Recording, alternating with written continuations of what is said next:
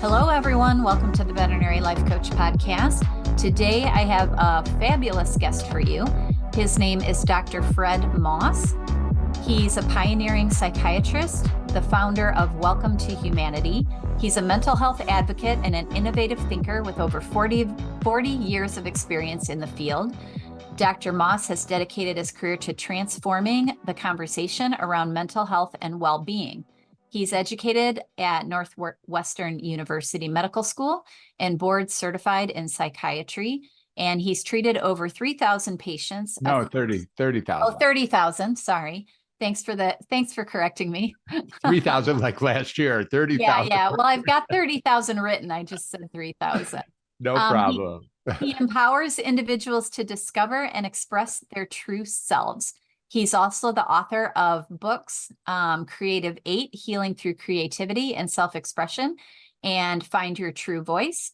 And he's known as the Undoctor. Welcome to the podcast, Fred. Sorry I messed up your bio, but I can't read sometimes. sometimes it doesn't work out and sometimes it does. No problem. They got me to pipe in. I'm also a podcaster, so I've done that job and read a bunch of bios and I know how it can go. I've dropped over 300 episodes myself, and I've been a guest on 250 shows or so. So thanks for having me on. Yeah. So you're more experienced at this than I am. I think I'm going to be up to 300 episodes, maybe 305 by the time I get this one out. So that's fantastic. I'm getting there. I'm getting better at this job. Yeah. So it's so nice to meet you. And the first question I always ask everyone that's on my podcast is to tell me their story. All right. Well, I guess we'll start from the beginning. I can start from a lot of places, but let's start from the beginning, which is, I was born to a family in chaos, disarray, and conflict. And, I had my parents and my two older brothers, 10 and 14 years older than me. And from what I understand, the purpose of my birth was to bring joy, love, and a connection back to that family.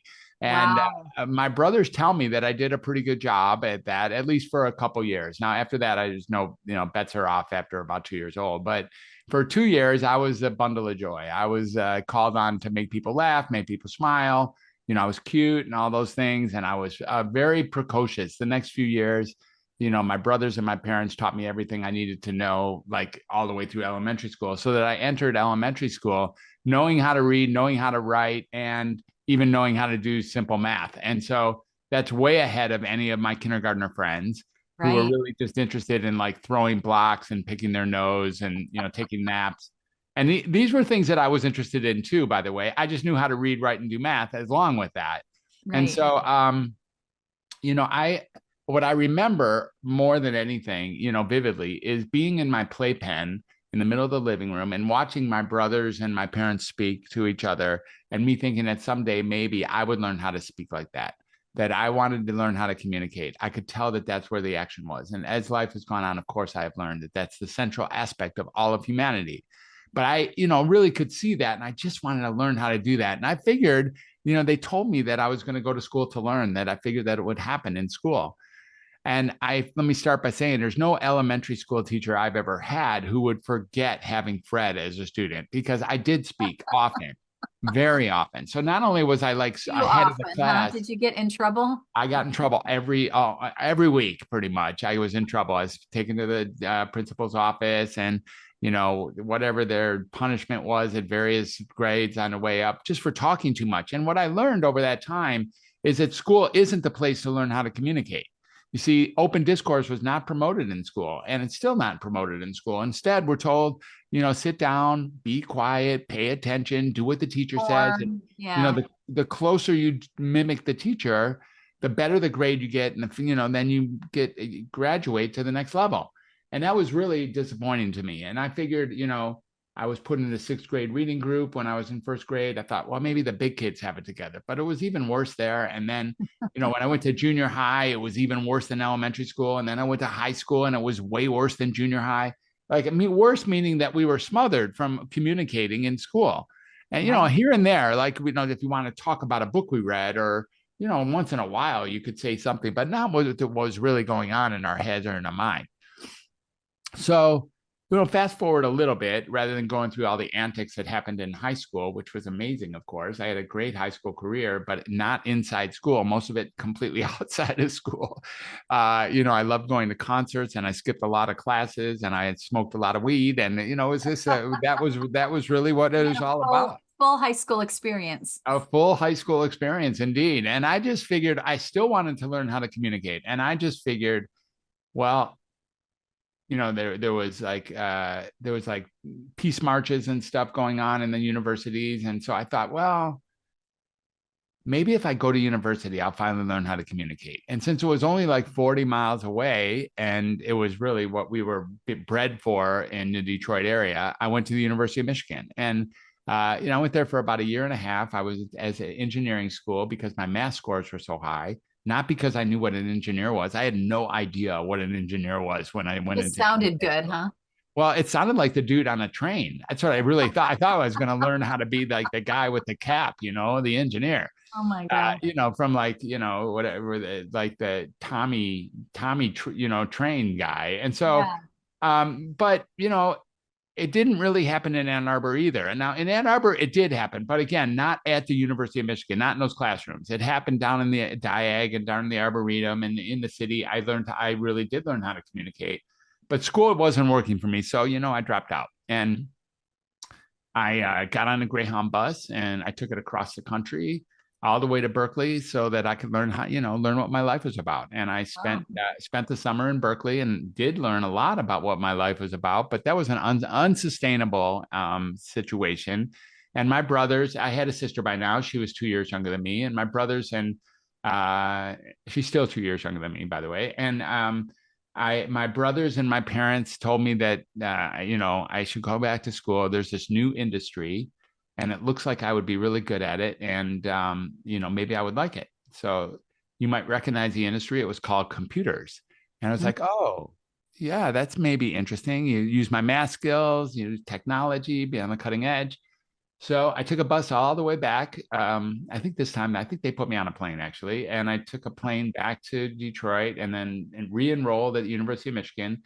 And went into that. The only computer in Michigan was essentially in Ann Arbor. And there we were in a 2-acre facility, with punch cards and batch jobs and Fortran and COBOL. And man, that was worse than the first time around. I was like, I'm not spending all my life making punch cards. So you didn't like that either? No, I was, I tried to take some art classes and some music classes. Can I find something that I like here? Yeah. But, it was kind of a mess the second time around. And so I dropped out again and promised that I would never, ever, ever go back to school again. My mom was like, that's okay, Fred. You'd never have to go back to school again, but you do have to get a job. You're probably a mom. Moms are like that. So I was like, okay, Mom, I'll get a job. She got me an application, civil service job. I could get paid pretty good money, like $13, $14 an hour. And, I had two choices. The unemployment office was one of the choices, and the other choice was as a child care worker at a state hospital for adolescent boys. Oh, and I was like, well, that sounds kind of scary, but that was the one that was coming up sooner. And I was like, well, I'll just stay for orientation. I'll do like 3 weeks of orientation, $13 times 40 hours times 3 weeks. That's like $1,000. I'll go buy myself a car and then off I go. Exactly. And what's funny about those 3 weeks is I like to really kind of joke, but it's tongue in cheek, but it's kind of real, is I was pretty sure I was going to quit in 3 weeks. Right. And clearly I have not quit. And I'm still pretty sure that I'm going to quit in 3. I've gone 45 years pretty sure that I'm going to quit in 3 weeks. That you're not going to like this job anymore, right? Every day, even now, I think, oh yeah, I'm going to quit in 3 weeks. I'm always going to quit in 3 weeks from now. So after 3 weeks, my friend Paul, who was oriented with me, he convinced me, let's try the floors. So we went up to Meadowview together, and that was where the 17-year-olds were. And then, scared. Oh my God. I was shaking scared to go up to those floors. And, these kids are tough. There's fighting. Who knows if they're going to like me, all this stuff. Oh my goodness. And I went up there and I found that I really did have an aptitude for that job. I did pretty well on the 17-year-olds. I did really good with the 13 and 14-year-olds. And that was the place I stayed at for the next number of years. as a child care worker on Applewood. So that was 13 and 14-year-old boys. And, you know, I treated these kids like I was finally getting paid to communicate. Like that's all that was really there, was to own my communication with these kids. And we would communicate and connect together, and there'd be healing for them and healing for me and healing for the unit. And I just loved the afternoon shift. And I would take these kids to all sorts of field trips. And we went to Pontiac Silverdome and Greenfield Village. We had just had a blast. You know, I'd be responsible for helping them with dinner and getting them to bed. It was cool. And I did, the only thing I hated about that job, it was the way psychiatry was showing up. And I really disliked psychiatrists. And it was like, well, you know, we'd call a psychiatrist, let's say Jimmy and Johnny had gotten into a fight, or Timmy was up too late at night. We'd call him and he'd come down and he'd talk to the child for like 4 seconds. And then he'd talk to us for like 7 seconds. And then go in the nursing station and write something in a chart. And then we'd have to go retrieve the child and bring him into the quiet room against his will while he's fighting, kicking, spitting, hold him down, pull down his sweatpants and jam him full of some injectable, you know, high-powered sedative antipsychotic cocktail. And by the way, that's going on every day still. That happened many hundreds of times today already in American hospitals, promise you. So that's not old news. That's not back in the ancient days. That's way now as well. Nothing's changed, huh? It's not changed in that area for sure. And, you know, I just thought that was barbaric and unacceptable. I couldn't, you know, I hated holding these kids down. And every so often someone would scratch me or someone would spit at me, and I would be like, man, what is this? This is just so crazy. Yeah. So I knew that communication was where the heart was. And I made a decision to go back to school and be a communicating psychiatrist. My brother, who I idolized, 14 years older than me, had already become a psychiatrist. So I had some idea that the field was a cool field, and I could bring communication there and be a good healing psychiatrist through communication and connection. So back to school I went for the third time, you know, this time at Wayne State University in downtown Detroit. And I did really well, you know, juggling you know, still working full time and taking 8 and 12 hours at Wayne State and finishing with, you know, reasonable grade point. And then applied to medical school. And first year I didn't get accepted. I applied to 3 Michigan schools and I didn't get accepted. I was just flabbergasted. Did they know who they rejected? I was like, what are you doing? Right. Do they know how smart I am? Exactly. Don't they realize that happens to veterinarians too? So they'll be happy to hear that you didn't get in your first try. Yeah. And then I did a lot of research on how to get in the second year, you know, retake my med cats, do some volunteer work in the laboratories, you know, do the whole thing, and apply at the right schools, which I did countrywide.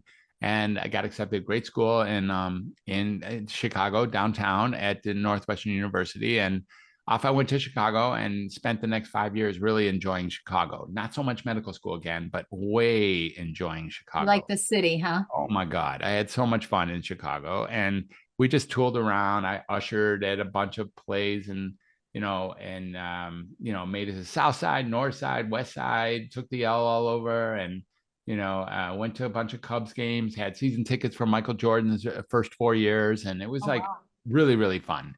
Yeah. And, you know, I was fully committed to being a psychiatrist, and, you know, moonlighted the whole time as a childcare worker in Chicago with a premier childcare working staff. And so off I got pushed out as a psychiatrist, and there I am all of a sudden after my, you know, onto my residency. And I moved to Cincinnati, got married and moved to Cincinnati, and started a practice. And I had, you know, on the shoulders of giants. They hooked me up very nicely. And before too long, I had the second biggest practice in all of Cincinnati. And it was outpatient practice, just, you know, just soaring, and seeing, you know, essentially thousands of patients. And that was pretty fun to have that. I had some people working for me, different social workers and psychologists and different family counselors. And it was fun. It was pretty good. It had its problems, because what had happened, of course, while I was in school was that Prozac had been introduced to society. And Prozac really changed the world. You know, just like in the last 4 years, our world has changed. It wasn't that much of different of a level of paradigm shift. Prozac altered a lot of things on this planet. Prozac was on the cover of Newsweek and the cover of Time, just the pill itself. And it was like, it was a massive, impactful drug. And the idea is that everything shifted that day. It was like biological psychiatry was born. And the idea that when you're uncomfortable, you were having a chemical imbalance was introduced to society, who bought it hook, line, and sinker. That if you're So, uncomfortable, it means that something's wrong with you. Yeah, go so ahead. let me ask you, when you were in school, they didn't teach that to you, that, Well, that, it wasn't that they taught that. That's right. I mean, psychopharmacology wasn't taught. It was already being introduced. So 1987 is when Prozac was introduced, and I was a junior in medical school that year. So I was gotcha. just starting my Okay. clinical. So I I just really wanted to was. make the connection because I know that there was a shift. Okay. Yeah, the shift was drastic. And now when I'm expelled, all of a sudden I'm being asked to diagnose and medicate. And my signature becomes very valuable to a bunch of agencies. And all of a sudden it's my signature, diagnose, medicate, my signature, diagnose, medicate. And, stop talking to patients. We got work to do, kind of thing. It's like, what are you even, what are you even, what are you even saying? Yeah. What are you talking about? And nevertheless, there was sunken costs. There was my commitment to being with people. And I found myself actually, trudging along in a field that I wasn't aligned with. And so every prescription that I wrote was a soul sacrifice. Every single time I wrote a prescription, I just, I had taken an oath that said, first do no harm. And this was being challenged every time I wrote a prescription, because I don't think the medicines usually help people. Yeah. And I definitely think that diagnoses don't help people. So I was lost, and I, carried on. And that's where I got my first few hundred jobs that I told you about. I just would sign on with this and sign on with that. And, side job here, or nursing home there, or, part-time job there, or on call there. And I would have a lot of jobs, a lot of beepers, a lot of call. And I, was trying to raise a family in the meantime. And I just was like, well, this doesn't really work. This doesn't work for my heart. This is a duplicitous life that doesn't work for me. So in 2006, another 15 years later, and we're taking some leaps, of course, I decided that I would do something that apparently sounded pretty radical to other people, but just normal to me, which was I decided to take people off medicine in my practice. Let's see what happens. I mean, it can't be any worse than putting people on medicine. Let's just see what's happening here. Right. So I took off my low risk patients off their medicine. And sure enough, predictably and reliably and emphatically, people got better, way better, way, way, way better, such that most of the time their diagnosis entirely disappeared. Now, this was quite a finding, but I kind of expected that it would happen. And I wanted to now go to the mountaintops and just scream to my people and my patients and the parents and my colleagues. It'd be like, stop. Like, Yeah. please stop doing this. You're not helping anybody. We're hurting people. Right. And what am I supposed to do with this like violent nature? And it turned out that, being violent doesn't really get the message across. And my job is to get the message across. So over the next couple of years, I learned how to just soothe it down a little and start looking at, how can I actually be of service rather than just whistle blow my truth or something. That's not Right. really helpful. So I ended up, my practice ended up folding because I took so many people off medicine and gave them their lives back, and they didn't need me anymore. And yay me. I was like super cool. It was like great, You put yourself out of work. I loved it. I really did love doing that. And it was like, I thought I would move out of the country. Maybe there was another country that I could work in. So I checked out New Zealand, and I got on I almost started getting a license there. And then that got stopped. They wanted me to, anyways, that was just got stopped. And I started traveling around the US as a locum tenens. That's a spot doctor, traveling doctor, filling Right. it for people who were fired or dead or on vacation or whatever they had happened to them. And I got to see how psychiatry is delivered in about 10 different states. And it's not very different state to state. It's very similar. It's exactly the same, actually. And, so it was disturbing here and there. And, I would be asked to do things that were misaligned with my soul. And then, eventually I'd either leave or be asked to go and next job, or sometimes I would complete the assignment. Most of the time I would complete the assignment, short-term assignments. And then, I started really finding myself being more dedicated and dug in than ever before. And this idea that communication is the most potent medicine that we have, period. way more potent than any medicine I've ever written, and it's ever been created in any laboratory. The idea of a human connection is where healing emanates from. And it became very, very, very clear to me over those years. And so I would kind of like have to meander and weasel my way inside of the conventional system to find places where I could almost sneak communication in, you know, because a psychiatrist, like, you want to communicate, you go to all the other fields. When you're done communicating, you send them a psychiatrist and they carry the, they lower the boom. Then they get the meds. And, and that's how people now know psychiatrists. When I ask 100, right near 100% of the people, what's the difference between a psychiatrist and a psychologist? They all say the same thing. Psychiatrists give meds. It's like, yeah, yuck. That is not what I was taught in medical school at all, nor what am I even close to being interested in. And that's what's being asked of me. So off I went some more. And, a couple of times I actually quit medicine altogether and then was drawn back by, factors like I'm really a healer. I can go back in, I can make money. What am I going to do instead?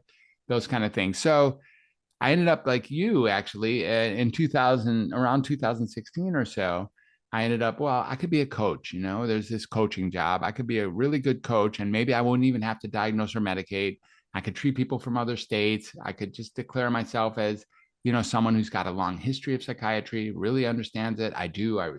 I have had over 30,000 patients call me, as you already said, call me their doctor. Not 3,000, 30,000. Not 30,000. And I've written over 100,000 prescriptions in my life, sometimes against my will. So I know the field pretty well. And I've worked in every modality that there is, looking for a job that could work for me. Mm-hmm. Right. And so, that's a pretty good history to become a life coach. I can do this. I've done therapy with thousands of people. And so life coaching seemed like a good, and I opened up a life coaching practice and did pretty well for a few years. And then I decided to take my act around the world. And so I wanted to see how medicine is delivered all over the world. And I went to Bhutan and Nepal and Thailand and Israel and Italy and France and England and practiced from there. I was doing telepsych into the United States from all those countries. And in the meantime, meeting medicine men and shaman and, clinicians of all types and patients or recipients or clients or whatever they call them in those particular cultures, and really began to see once and for all that the thing that people want more than anything in the planet, because that was the question. It's like, why do people line up to see a flippant psychiatrist? What's happening? And what's happening is that people want a connection. People want to be connected to other people. And they are hoping that they'll be connected to their therapist or their psychiatrist as well. Like, everyone is interested in a connection, whether even the monk in Tibet. And I really saw that everywhere. And, just tripled down on the idea that all I really am is a communicator. And that's really what I want to teach and what I want to be. Is help people move the things out of the way that are in their way of communicating effectively and connecting with others. So Creative 8 was created then, and the Creative 8, the book, and that was like healing through creativity and self-expression. So you hear the self-expression I'm talking about. And then what I'm saying about creativity is just another form of communicating that goes over and above our verbal communication that we tend to use as our go-to, which is, voice in our ears and then other voice in our ears and like that. Like, exchanges in sentences can be supplemented or even enhanced by using some of the performing or visual arts. And so I wrote a book about that and, a therapy that's based on that, in fact, that I invented, that works very well, called the Creative 8. And, then I ended up writing another book called Find Your True Voice. I guess that's pretty obvious what that's about. That's about moving the things that, are in the way out of the way, because most of us have learned how to stop being ourselves and, pretend to be somebody else in order to protect the people that we really are. That's something we learned back in first grade. Yeah, because of school, right? Yeah, because of school. Yeah, which is crazy. They used to take my son and put him by the door in first grade. Exactly. So when I'd go in there, his desk would be by the door, and I'm like, what's he doing? Oh, he's talking too much. Exactly. I was like your son, 100%. I had a lot of seats right by the door. It's so sad because it squashes people. Yeah, because what we really want those kids to do is talk too much. Please talk too much. Please talk. And that happened to a lot of us, I guess. It did. And that, we start talking about, and that's another tragedy, of course, is that, all these kids now who are talking too much are just, their parents come in screaming at, I've had 2 patients this week who stopped seeing me because I didn't want to medicate their kids. And I was like, well, I get it. You can go next door and get a doctor who will be glad to medicate your kids, but your kid doesn't need medication. Your kid's awesome. Your Yeah. kid is like freaking awesome. Yep. Why would I medicate that diamond of a Beautiful child? brain. Yeah. Exactly. Do I want to dull that beautiful brain that they've had? That's I would have that discussion, and sadly they both left this week, and I have people who leave for that reason. And one more disclaimer, which is really important and maybe not so many of your listeners, given who you are, but it's really important to say this. Really, really important. I want to underline it, which is there may be some listeners out there who are pretty sure that they have found the right diagnosis for them or whoever they're caring for, and the right treatment and the right medications and, the right therapy. And they're really, really happy with it. And they wouldn't trade it for a second because it's worked to alter whatever it is they thought they had into whatever it is they think they have now. And they're totally happy with how things are going. For those people, please, please, please keep doing what you're doing 100%. If you found that, don't change anything. If you found that anywhere in your life, right, like way power stick to with you. Please, because right. life doesn't have so many of those. But if that's where you're at, like, good for you. This conversation is for the hundreds of millions of people who don't meet that criteria, right? Who know that they're being underserved or misserved or underdiagnosed or overdiagnosed or misdiagnosed or undertreated, overtreated, mistreated, et cetera. And this is what this conversation is for. So really looking, because I then began to realize that, on the heels of what I learned in 2006 was, I'm not mad at the medicine. It's like being mad at dirt. Like I said earlier, you can't be mad. There's nothing to be mad at. What are you going to do? Nothing to be mad. I'm not mad at the industry even. The industry is brilliant. The industry has created an industry that actually perpetuates, induces, increases, or causes the symptoms it's marketed to treat. How fantastic of a business model is that? Right. That's billions of dollars per day in profit margin alone for an industry. There's never been an industry in the history of the planet that is this profitable, ever. Successful, right? Like, thank goodness. How great. What a great idea. I wish I would have developed it, except it's not mine. But so where is the action? Where can we make a difference? How can I keep a smile on my face? How can I even stay in this field? Right. Like, what allows me to come back? How can I bring my heart and soul into this field? What's here? Well, here's what's here. The only way to understand this cascade is to realize the starting step. The starting step is that people think that there's something wrong with them. And they come to a psychiatrist not to find out if something's wrong with them, but to find out what's wrong with them. You want to name it. They know already that there's something wrong with them, and all they want to know is, what is it? Yeah. What is it, and how do I fix it? Or how do I fix it would be a good answer if there was such thing, but there's not such thing. Yeah. So that's really fascinating, because psychiatry is one of the only fields in all of medicine for which, if you tell the person there's nothing wrong with them, they get pissed. Yeah. That's not true in other aspects of medicine. If an oncologist tells you you're good, you're like, woo-hoo. Exactly. You don't want to be with an oncologist. If a psychiatrist tells you you're, they just think, well, why did I even come to see you? I'm going to go next door and get my kid medicated or whatever. It's like, right. They wow. get angry. Yeah. Why do you think that is? Well, you're going to tell me. Well, the reason that people do it. So we start looking at, okay, can people see that this is an extremely difficult, challenging, obstacle-filled, hurdle-filled world that we are presented with? Life is hard. No kidding. Yeah, we expect it not to be. It's miserable. Right. It's painful. It's heinous. It's tragic. It's barbaric. It's horrible in various areas of life. It's really hard to organize ourselves. It's really hard not to be depressed. It's really hard not to be nervous. It's really hard not to be terrified. It's really hard to sleep. It's really hard to calm down. It's really, really, really, really hard.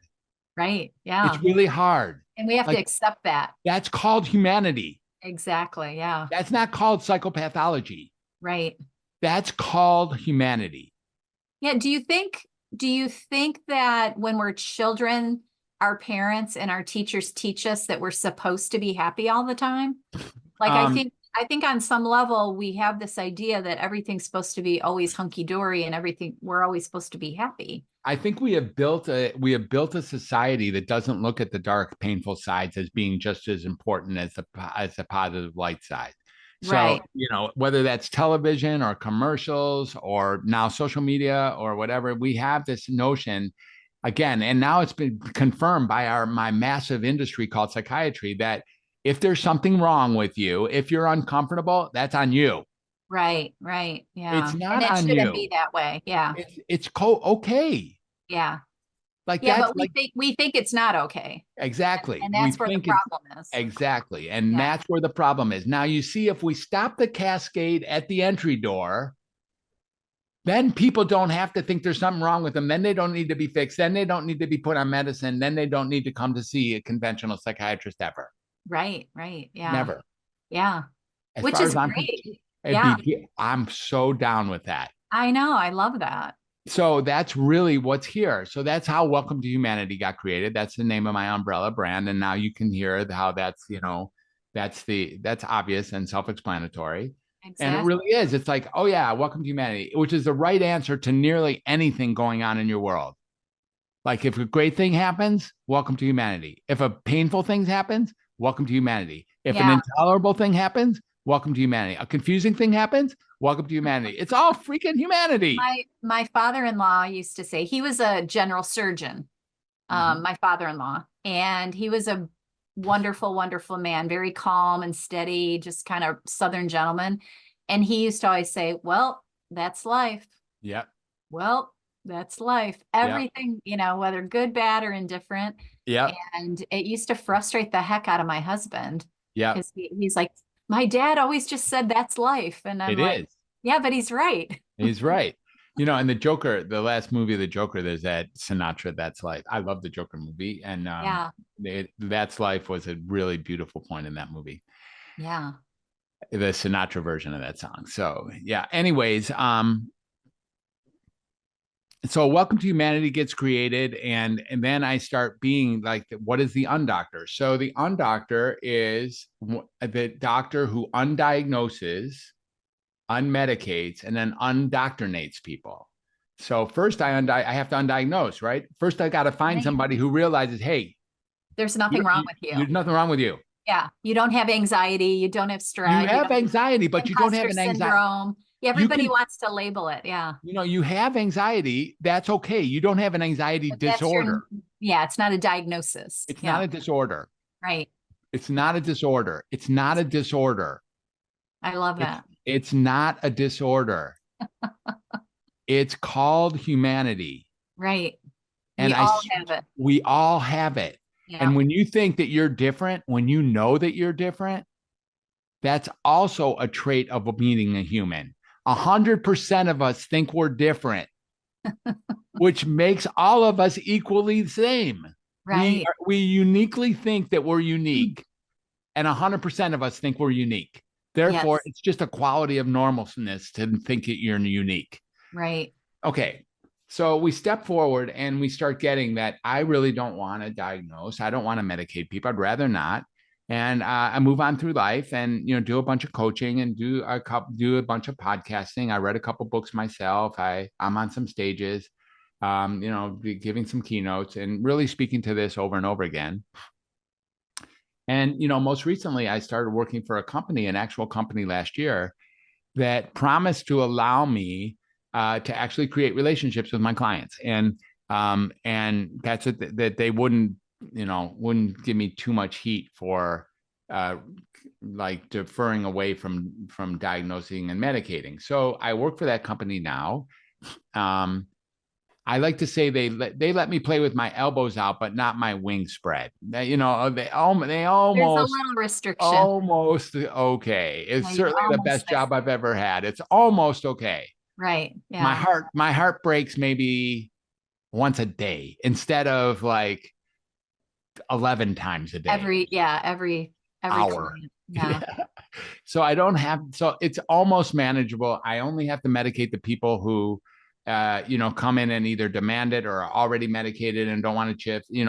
Those people I can, but I can actually tell people what I'm hearing. If any of them watched me today on this video, they would know that, oh yeah, that's my doctor, Dr. Fred. Right. There he is. Yeah. Like You I'm can be allowed to authentic. almost be authentic. Yeah, Right. almost, not Yeah. 100%, but almost. Close.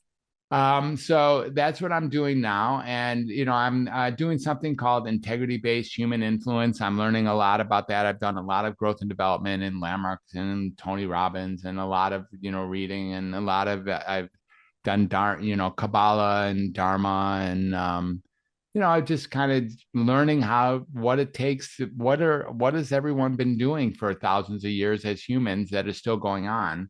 What are the things that are universally human, and how can I just be little Freddie, the dude in the playpen, and everything that I That likes to knew then, communicate. and just want to communicate? Yeah. Because that's really, seriously, no kidding, the most potent medicine that we have on earth. And we already know that. We'll go to Right. the ends of the earth to find love. What do you think love is? It's just a person who gets you. Relationship. Yeah. Yeah. That's all. Well, and that's why social media is such a boom, right? We think that that's connection and communication, and that's why we're drawn like that, even though Exactly. it doesn't always work that way. No, it doesn't. Most of the time, Yeah. not. Exactly. Yeah. Yeah. Yeah. So talk to my veterinarians Yeah. who have the idea that it's the job I mean, we have a difficult job, is You what do. everybody likes to say. It's difficult. Yep.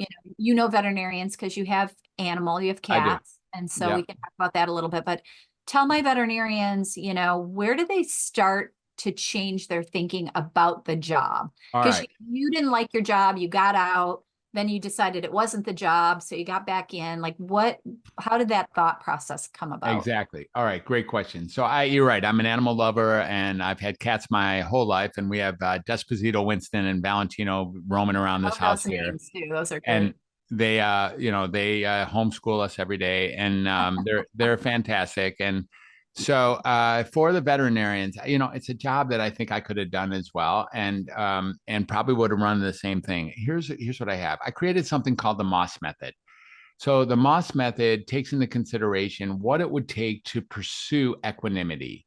And if we really look at the definition of the word equanimity, it kind of leads, it's a great word, right? Easy, fun to say. And it's a fantastic word that kind of leads to impermeability, immovability, unshakability, undamageable. Hmm. What does that really mean? Well, it's never my external things that are causing pain in me, not directly. There is a filter in between the things that are happening out there and how I perceive the things that are happening out there. Right. So, can I be a satisfied human being as a psychiatrist? The answer is 100% yes. In fact, recently I had a mentor ask me, Fred, when's the last time that you introduce yourself simply as a psychiatrist? I said, never, because I'm always a psychiatrist, but Right. Yeah. I'm, Because I'm, you didn't want to be attached to that label. exactly. And so someone else taught me how to say that. I am not a psychiatrist. I am not, no, I am not a psychiatrist. I am not a psychiatrist. I'm just not a psychiatrist. Right? You see how those Right. things they go Yep. together. Like, Yep. it's like I'm not a psychiatrist, which suggests I'm not what you think a psychiatrist is, Right. but I'm not a psychiatrist because I Right. actually am a You actually psychiatrist. are. Yeah. You have I'm the just qualifications and you have the exactly. abilities and you've done it. Yep. Yeah. So that's one way to get around this. So here's the thing. I'm not a veterinarian. I'm not a veterinarian. I am not a veterinarian. It's a possibility. And what are some of the features of the Moss method? Because I think that's really what you're asking for. Where can we find the proper mindfulness to create the pursuit of equanimity in a high integrity way? What do we need to do? So here's what we need to do. This list is really a great list. It starts off with gratitude, a formal gratitude practice, which I wouldn't miss any day ever. Now that I know about it, I wake up every morning and come up out loud with 10 things that I'm grateful for, and never miss it ever, And then the next thing I do is I get out I have a nice porch. I go right out into the porch before, right after my first hit in the bathroom, I'm out on the porch and I'm just like getting that the world doesn't take place in these four walls or in my head. It's like, wow, massive world to really appreciate, beholding the world. The third thing might be the grandma of the entire, it might be the linchpin of the entire 20 things. There's 20 things in the Moss method, and that is meditation, like a formal meditation. Like actually not just sitting there with your eyes closed and maybe not even your app, like actually coming up with a honest to goodness meditative practice. Usually I'm talking about at its best, even 20 minutes and maybe even 20 minutes twice a day, where one sits there and has a focal point, an attentive point, and can, in the practice of meditation, when you bring yourself back, your mind races or your thoughts wander, or you have, a restless mind, as they call it. When that happens, you gently bring it back to whatever your mantra or your attentive focal point is. One gets feeling experientially that the world is happening. My feelings, my thoughts, my emotions, my physical sensations are happening out there, but they're not me. They're just part of my experience of being alive. So that my satisfaction is not banking on external events. Right. Like I can create a satisfaction independent of where I'm living, what I'm doing, even who I'm with, even if I'm sick, even if I'm not feeling well. All of those things are manageable as being different than me, different than this thing that we call me. So my suggestion to veterinarians who are walking through what you're describing here is that mindfulness is unbelievably powerful, and it's almost impossible to get that across using words. So as I describe it now, they could go, oh, there's a zealot, there's a tree hugger, there's a, whatever they want to say. Oh, that's what they all say. That's what they all Meditation, say. yoga. Yeah.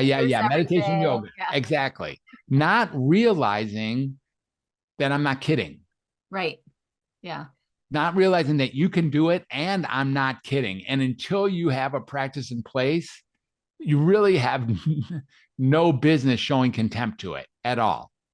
Like until you've really tried it, like Right. not like Right. I tried Yeah, it a few times, I can't do it. that's the hardest thing is right, is the trying and the failing and then trying again, right? Exactly. And it's almost Because you no can't such be thing as mindful failing. unless you have to work at it. It is not a passive experience. It is sitting still and sitting silent and sitting straight and being and capturing your mind as it is restless, bringing it back to center, coming up with your mantra, realizing whatever, if you have some kundalini ideas of how things work, or any kind of spirituality that might get embedded in your mindfulness. Like you don't have to have that, and it's not required.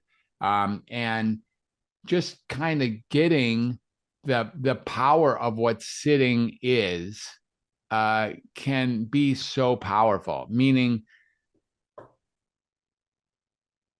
the good parts of the reason you went into veterinarian school in the first place was without question with high honor and high integrity to do great things for the world, for these animals that you adore. That's more than likely why you went in. And that didn't get stolen from you. And you were asked to do certain things, or maybe even required to do certain things. Like for me, I was required, and to keep a job, I would be on a couple occasions, more than a couple occasions. In order to keep a job, I would have to start doing things that sacrificed my soul.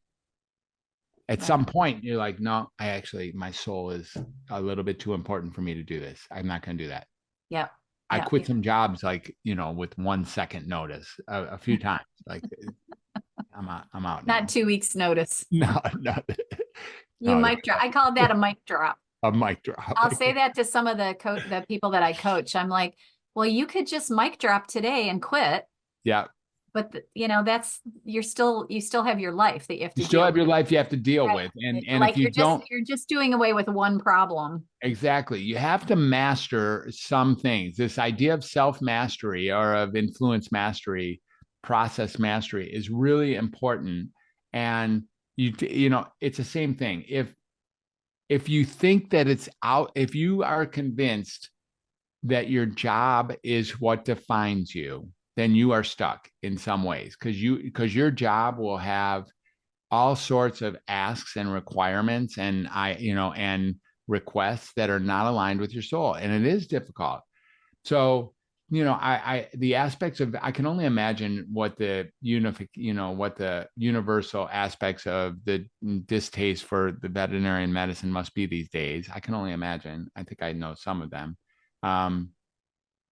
And you can either do them or not do them. But if you do them and it sucks up your soul, you probably should stop doing them. And, then, pursue things in life that actually work, and realize anyways that there's a you here that's undamageable for all the things that are happening in the world. Right. Right. Yeah. Yeah. Whether you continue to do vet med or not, you can still take care of yourself and self. your soul. Yeah. You have to. Yeah. You have to. We get one chance. We get one chance at this crazy nonsense. You might as well try to do it right. Speak to me a little bit about the creativity part of it, because you talked about that a little bit, and I'm super interested in that because I consider myself a fairly creative person. Both of my kids are super like artsy kind of people, and I really enjoy that. And I think, when I try to do something creative, it definitely does feed my soul. So tell me about that, because that's part of your. Yeah. So The Creative Eight was the first book that I wrote. And The Creative Eight speaks to 8 forms of self-expression through visual and performing arts. And the ones that are in the 8 are art, music, dancing, singing, drama, cooking, writing, and gardening. And these were just the 8 that I could come up with that made the most sense, for which self-expression indeed gets embedded. Now, this is actually performing those acts, not watching those acts. So, I'm going to a concert Tuesday night. That's not the same as music as far as I'm concerned. That's like going to a museum and going to a concert. It's all good. No problem. It's just not what I'm talking about. Yeah, you're like participation. Exactly, participation. Like dancing and Yes, exactly. Yeah, I mean, you can watch, Dancing with the Stars, but that's not dancing. It's okay. It's enjoyable. It's great. Right. And it's not what I'm talking about. Right. So when you perform these particular creative acts, what I had noticed, and I didn't make this up, I'm not like the creator of this or the discoverer of this, is that when in the act of creating, whatever despair or pain or misery or despondence or distress that you're having in your life generally disappears while you're in the action. While you're in the action, you are now in the action. You have a different focus. You have a different intention. You have a different realm, a different domain that you're dancing in. Right. Okay. Since that's the case, that means it's removable, meaning that means that it's almost voluntary. And when you're done dancing or done with the art, you have an option or an opportunity not to fall back on what you thought you had going in. It came back. Nothing came back. Right. Nothing came back. I promise. Nothing came back. You just chose to fall back into that lifestyle. Now, again, with all due delicate respect to the people who like, no, dude, it comes back. I get it. It actually takes some work not to fall back into the negativity complex that we have. We have a negativity bias as humans. Yep. It's wired in.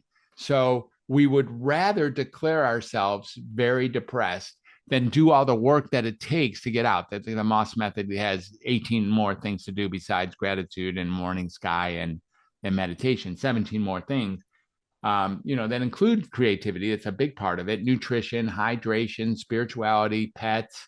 Pets are on that, number 16. I like that. Yeah. So they're amazing. We've got that one. We've got that one, Ham. For sure.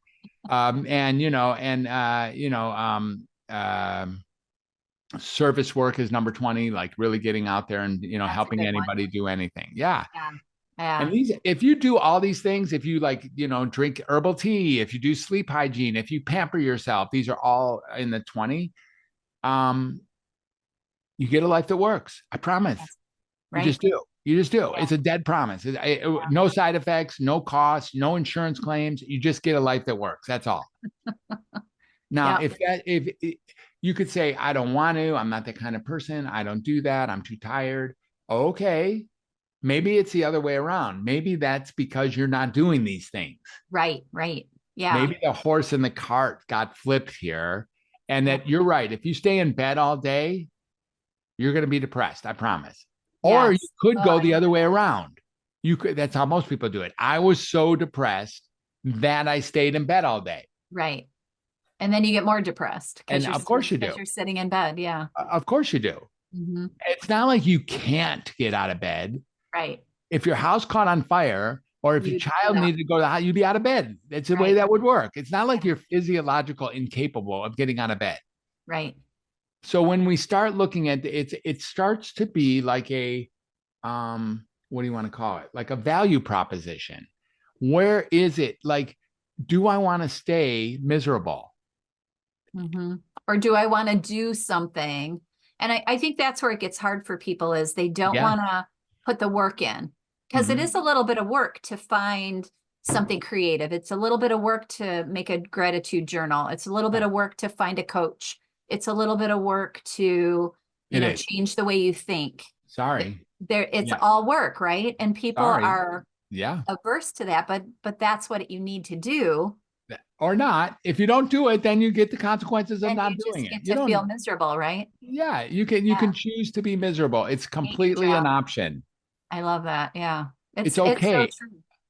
It's okay. Yeah. If you don't work, the default nature of humanity will have you pursuing misery. Here's the thing. Buddha Buddha sat underneath that tree for a lot of days, right? He did. And Right. he worked everything out. He reconciled all of life, Figured it except all for out. one thing. Can you imagine Buddha? There he is, like he's underneath the tree. He's been hanging there for a number of days. He's worked everything out. He can't wait to tell the world. There's Right. this one nagging thing that he hasn't worked out. And he's like, screw it. I'm not going to work this one out. I guess I got to get up before I'm done. Can't sit here anymore. And life is miserable is what is left. Yeah. Yeah. That's what was left for that dude. Right. Yeah. So, hello, it's not new that life is miserable. If you want to look back to Marcus Aurelius, if you want to look back to Jesus, if you want to look back to Moses, if you want to go back to you can see it all. Shakespeare, Yeah. Dante, you can go anywhere. And find the you'll misery. never find anyone writing about life like not being inherently miserable. Right. Yeah. There is no such thing as a book that actually says that with a straight face. Yeah. So part of what you're saying is you have to accept that first, that this is the way it is. Like my father-in-law, that's life. Life. And then decide what you're going to do with that. Exactly. I am saying that. Yeah. Now there's all sorts of newfangled ways. I have some colleagues out there. I'm sure most of you have heard of some of these dudes who are psychiatrists in the field, and I respect them immensely. Gabor, Daniel, they're both great, and Bruce Lipton's great. There's like great people out there, and Dr. Joe, he's like some cool people who are turning on how to be less miserable by maybe altering chemicals or like taking particular drugs or something. I'm not really aligned with that. And for the most part, I'm like, actually, there are simple practices that are age old, time tested that really work for all of humanity and always have, that still do. That still work. Mm-hmm. And they really work. And they're not that hard. It's not that hard. Drugs. Yeah. It's not that hard to sit. It's not hard to sit still for 20 minutes. It really isn't that hard. Right. It's not torture. It's not. And a gratitude list takes me less than a minute. It's not that hard. Yeah. Well, and what you're really doing by doing that is you're training your brain to see less of the misery. Exactly. Like that negativity bias that we all have. We want to pick out all the bad things. And I talk about this to some of my clients. It's like, you're looking for the mean clients. You're looking for the bad cases. You're looking like you've got this negativity. You're picking out all the bad things that happen in a veterinarian's day because you're thinking you don't like your job. But truly, that's not the whole of it. It's not. There's at least, many, many other things that happen in your day that are beautiful. Exactly. And wonderful. Exactly. And we take it all. And of course, the answer to that is welcome to humanity. We're at the same space, right? The whole thing. Let's take the whole shebang. It's like the salad bar at a Brazilian steakhouse. It's got lots and lots and lots of different choices. Yeah. And some of them are really terrible. Like, again, no Right. kidding. Yeah. No So kidding. don't pick them. Or if you do, recognize, you know, Right. like sometimes we're drawn to them. I wake up in the morning and sometimes, I just can't believe how sad I am, or how scared I am, or how upset I am, or how like aimless Right. I can be. Yeah. Like, I don't even know my name, and what the hell am I? Why should I wake up in this crazy world anyways? I go through Yeah. that too. Sure. Everyone does. Yeah. And then you're like, okay, well, what's going to happen? Oh, what am I supposed to do? Oh, let me do that gratitude list thing. And now I'm off. Now I'm Right. like a little bit, okay, now after gratitude, I'll wake up, maybe I'll take my remedy. Then I'm going to go outside. I'm going to go outside and behold, the eternity. Like, that's pretty awesome. Like, it's an infinite sky out there, Right. except for that osprey over there. But that's a whole different conversation for another day. I love them. They're cool. Yeah, the airplane I'm talking about, not the Oh, bird. you're talking about airplane. Okay. Yeah, the birds are amazing though. The birds are Birds are cool. The plane is not so cool, not but so cool. Yeah. yeah. Um, and the that's what I've been seeing the last several mornings. Is I wake up at 3:55, and so I'm out on the porch at 4, and there's this ship. I don't know if you ever seen an osprey ship. They're pretty wild looking, No, I haven't. hovering over the neighbor. It's trippy. Interesting. It's Yeah. trippy, to Yeah. say the least. Take a look at them after the show. You can take a look I'll at what check they it do. out. Yeah. Yeah. Love that. So that's just part of the difficult times. Look, it's scary. Life is scary. This country, it's scary. There's scary shit going on. Really scary right now. Really scary. And it's not getting less scary tomorrow. And No. you still can find joy. Even if the darn thing is about to end, you can still find joy. Absolutely. Yeah. Now, it's not simple. No. It When takes there's effort. and I don't know that I have it down. I have it down enough to speak it. I'm like, every so often I say things that are so strong and so powerful and, so poignant. And then I feel like saying, yeah, how about I try some of this? Well, and I think that's part of it, like as a coach or a therapist or whatever you do, people think you have it figured out because you're trying to help people and teach them. But when my clients come to me and say, "Oh, it seems like you have it all figured out," I'm like, "Hell no." Like Right. I have days, we all have days, Right. weeks and months where things don't feel right or aren't going well because that's life. That's life. Exactly. Mhm. Yeah, Exactly. Yeah. I love that. Well, tell me, because we're kind of running out of time, and we Yeah. can do this again because this has been really fun. I love everything you're saying. Tell me where people can find you, find out more about you, read your books, your Yeah. website. Tell us everything, all those things. All right. So I have social media, of course, where you can buzz me at Dr. Fred Moss or Fred Moss MD, in LinkedIn and X and Instagram and Facebook. That's fine to go there. What I like to recommend people is to go to either of my websites at drfred360.com. That's drfred360.com. It's a concise website. It's pretty well put together. Gives you access to everything, including access to Discovery Call and all my podcasts and all my books and freebies, and some webinars are in there, and some cool stuff there. And then the more extended and sort of the more ancient or older website is welcometohumanity.net, which has a similar content, but more drawn out, and it's in a typical website form, and you can see how that works. And that's a pretty good website overall. And then I'm building a community, and this is where I really want to talk to your listeners. By the end of the week, the community will be in Mighty Networks. So it's Mighty Networks, Welcome to Humanity.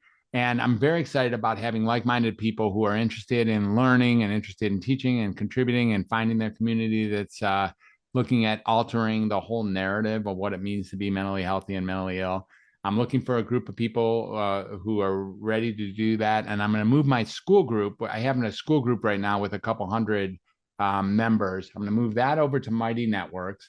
And so I don't have the URL for that right this moment. I'll be working on it tonight and tomorrow. I'll have it by Monday, but I don't have it right now. You can send it to me I can and do I'll that. put All it right. out So we'll put it in the show notes. Yeah. business. This episode won't air immediately. Yeah. Okay, good. Good. So I'll get when you. It comes out, then I'll put it all in the show notes if you send it to me. I will definitely send it to you. We'll do it that way. And so I'm really excited about creating that group. And then I'm available. I'm available for a lot of different things. I am available for keynotes. I'm available for consultations over the weekend if your business isn't working like it should, because these same principles hold to every single interaction. Everything, right? Everything. They really do. People say, Fred, who's your target? That's why I love this so much. That's why when I learned about the life coaching kind of world, I was like, this fixes everything. It really does. It's really great. And, who's your target population? Like the wrong answer is everyone, because if you treat everyone, you're not treating anyone. But right. I have a target population, I suppose, that I've designed. But in reality, I'm just looking for people who want to understand that there might be nothing wrong with them and get a life that actually works. That's really what I'm at. I mean, that's the best message from this podcast is there's nothing wrong with you. Yeah. And it's all solvable.